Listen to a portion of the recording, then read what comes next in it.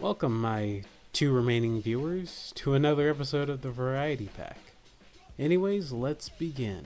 So the artist formerly known as Outlaw made a vid a while back about a brand of YouTubers who don't really fit the mold of modern content creation.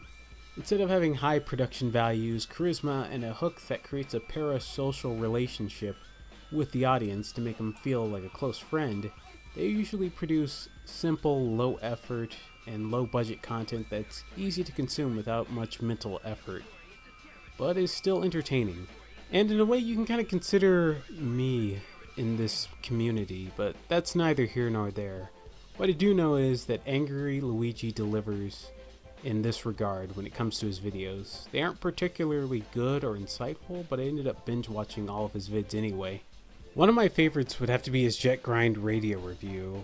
Well, review isn't really the word I would use. Performance art on early 2000s society? I guess that sounds a bit better. All it is just him sitting in front of a camera, recording footage from his TV while he makes a pizza lunch bowl. Occasionally throwing out basic factoids on the game that you could easily get by gleaming through the manual or looking on a wiki. Maybe it's the classic pre-reviewer boom setup he has, or that he's stuffing his face with a processed food item from my youth, but it's just set off this weird part of my hindbrain that, I don't know, it's just really good for some reason. No amount of intellectual flexing can describe how I enjoy this video. You know the whole concept of the umami, it's like this flavor, it's like a mix of like savory and sour and sweet and all that. Well, Angry Luigi is sort of like the concept of umami when it comes to his brand of content, and wow, that sounded really pretentious. I should probably take that off the script. Even though I can't really specify why I enjoy Angry Luigi, be it nostalgia or something else entirely, I think you should go give him a watch. At best, it's witty anti-humor disguised as a zealous YouTube channel, and at worst, it's just plain old hipster garbage. The mid-aughts were the dawn of gaming content on the web. You saw the likes of Penny Arcade, Control-Alt-Delete, and VG-Cat spread across the computers of high school libraries across the nation like wildfire, and Mega 64 made IRL harassment cool again. But there was another site that, although overlooked, still made a big splash in gaming communities everywhere. pwnage started off as a Canadian web series that started in 2004, created by Jeff Lepere, but wouldn't really explode in popularity until their debut on YouTube around 2006.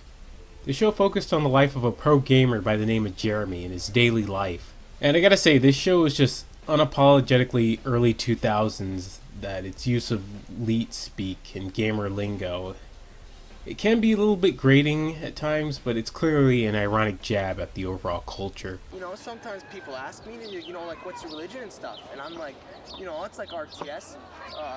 And they're like, what's that? And I'm like, you know, it's kind of like Buddhism. You know, some religions, they're all like, get in there and like kill people, right? They're kind of like first-person shooters, right? They're just like about getting in there and killing people and stuff. And then there's some religions that are just like, you know, give us all your money and your time and stuff, right? So they're kind of like MMORPGs, you know?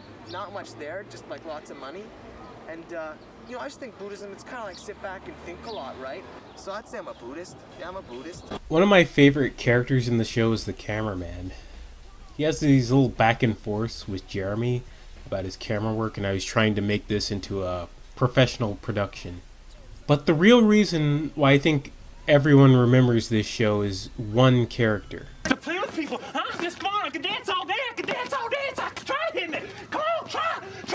Boom, headshot. Boom, headshot. Boom, headshot. Dancing. You see me dancing? In the third episode of the original series, an obsessed FPS fan by the name of FPS Doug makes his appearance and utters his iconic line. This line would be featured in tons of videos and parodies and memes all across the internet, and would end up overshadowing the original series. In fact, I didn't know what pure pwnage was back then until I found a full clip of the scene a few years ago. The series itself actually did pretty well, especially in Canada, where it got its television adaptation of the web show in 2010.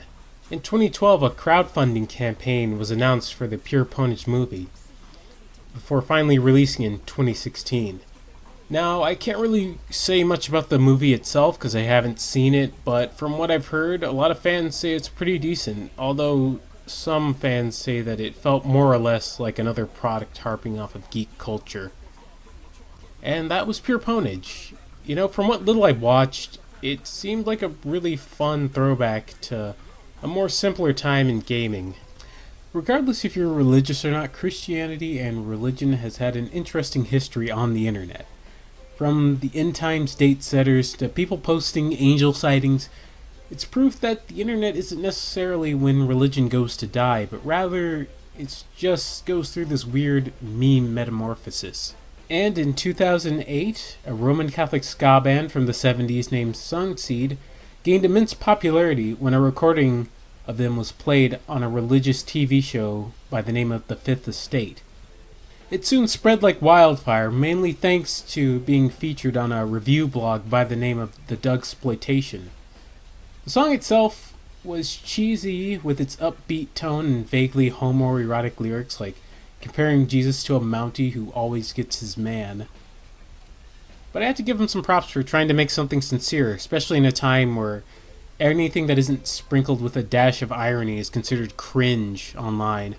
Around that same year, Doug, the owner of the Dugsploitation blog, got a hold of Sal Polichetti, the lead singer of the band Songseed, and he seems to be a good sport about his song becoming a meme. But over the years, the song has been parodied and rehashed in many different ways. In fact, one of the most recent iterations of the song was made from a YouTuber by the name of Skatoon Network, which I'm actually a subscriber of. You should check some of his stuff out. Well, anyways, thank you for watching. Hopefully this vid was worth the wait. It's been a while. I've kind of been busy with other things, but I still try to upload when I can. But hopefully I will see you guys later.